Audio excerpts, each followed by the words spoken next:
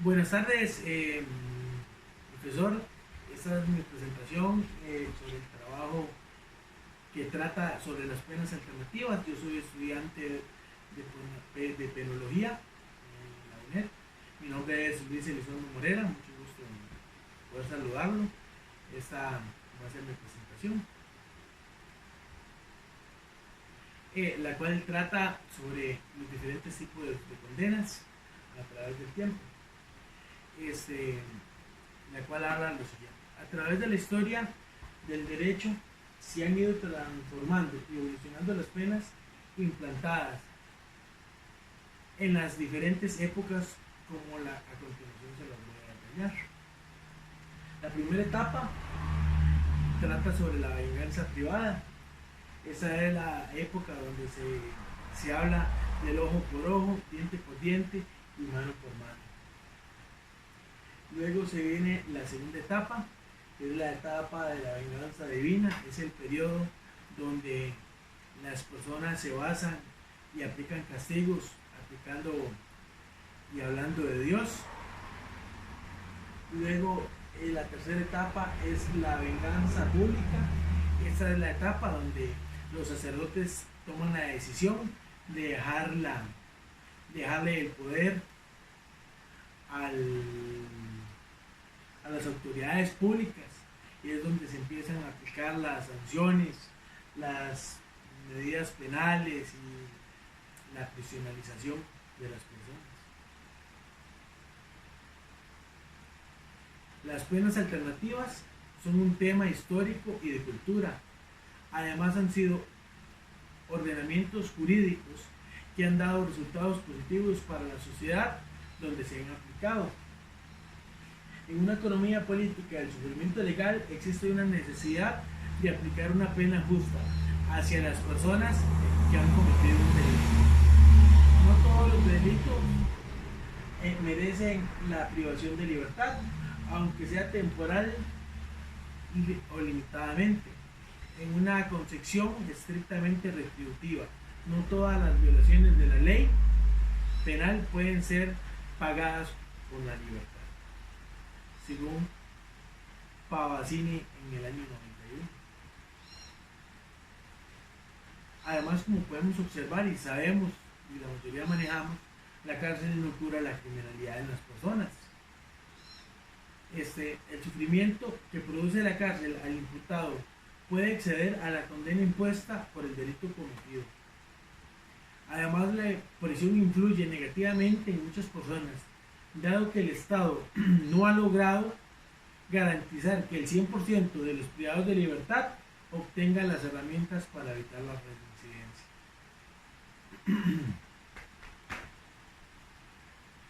Las penas alternativas.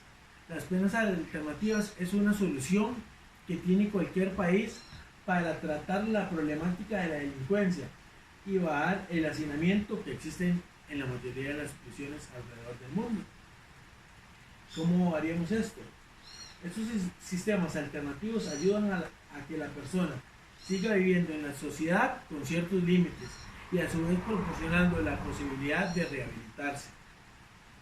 Lo más importante en todo este proceso es crear una mentalidad de cambio en las personas y la sociedad, acercando a la meta de una sociedad de respeto.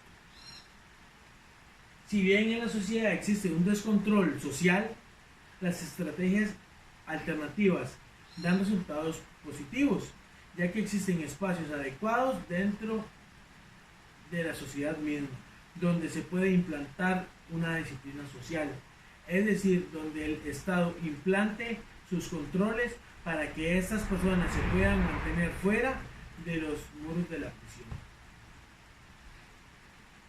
Además, se han creado un sinnúmero de sanciones no privativas de libertad, tales como son los exilios locales, el decomiso de bienes, las multas indemnizatorias, las reconciliaciones de ambas partes, la prohibición de no frecuentar ciertos lugares, el cumplimiento de ciertas indicaciones, trabajos comunales, prohibición de hablar o ofender a la víctima.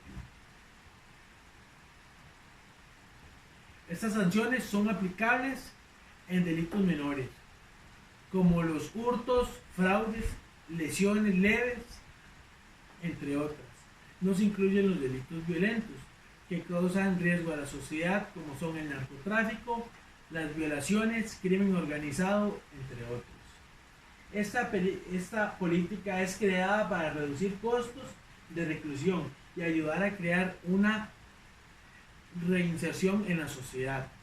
Un ejemplo puede ser Japón y Alemania, donde han implantado estas políticas, las cuales han traído resultados muy positivos en la sociedad.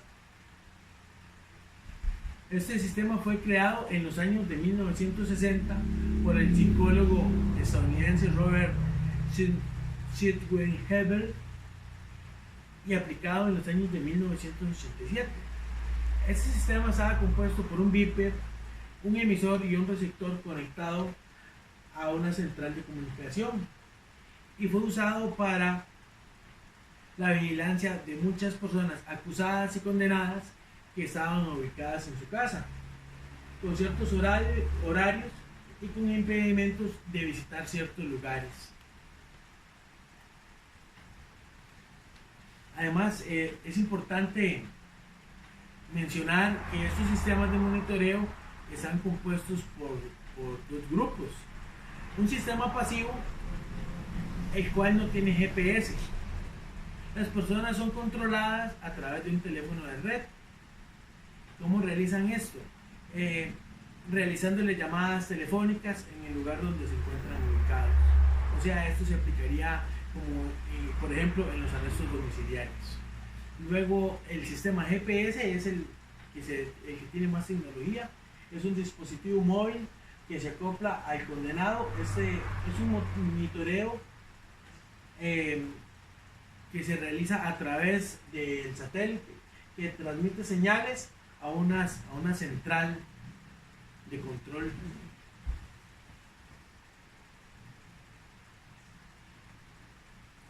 Luego tenemos los argumentos favorables y los contrarios a estos sistemas, los cuales existen más argumentos favorables que desfavorables, ya que el sistema de monitoreo es usado con el consentimiento del usuario. Es uno de los más grandes avances que ha tenido la justicia criminal. Su eficacia ha sido comprobada en grandes naciones, como lo mencionamos anteriormente. Es un sistema que respeta los derechos y las garantías de las personas. Los dispositivos son cómodos, prácticos y discretos. La dignidad de la persona no es violentada. La seguridad pública es custodiada mediante sistemas de rastreo. Es un sistema que se puede manejar económicamente por la sociedad y por el Estado que lo vaya a implementar. Ayuda a reducir el hacinamiento y gasto de las prisiones. No ofende la dignidad moral e integridad física de las personas. Pero existe otro grupo de individuos que indican que estos sistemas tienen argumentos contrarios hacia este grupo de personas, los cuales indican que las personas son expuestas a la humillación ante la sociedad al portar estos sistemas. Se aplica esta medida sin la necesidad, porque muchos de estos individuos no significan un riesgo para la sociedad. Además, el artículo afecta a la libertad. Además, existen otros sistemas menos gravosos que este. Es un medio que afecta a la dignidad, libertad, integridad y razonabilidad del imputado. Las mujeres no pueden usar ciertos tipos de prendas porque lógicamente van a ser muy fáciles para observar por las personas que transitan en los lugares públicos. Los únicos beneficiados con estos sistemas son las empresas que venden los servicios de vigilancia repuestos y artículos. En conclusión, podemos indicar que la revolución tecnológica fue la que condujo de la mano a los postulados utilitaristas hacia la vigilancia electrónica en un proceso imparable como la propia ciencia, la evolución de la sociedad. Esta revolución tecnológica fue impulsada por los sistemas de Internet y la necesidad de sentir más controles y seguridad ante una sociedad problemática y agresiva, ya que las mismas necesitaban más controles y regulaciones creadas por el Estado.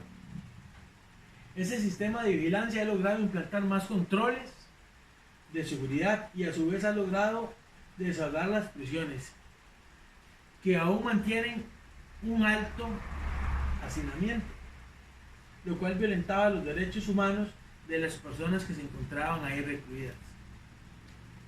Además, se ha logrado bajar el gasto de reclusión. Eso quiere decir que es un sistema con muchos beneficios para la sociedad.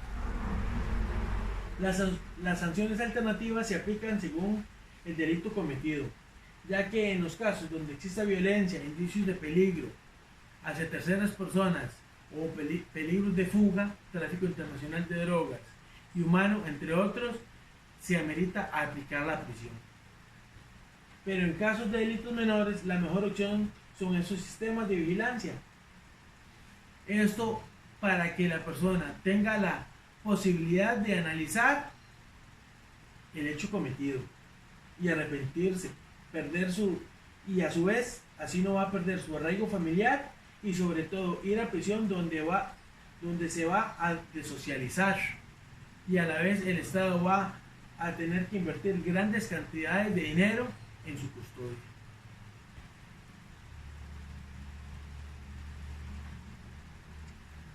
Muchas gracias por el tiempo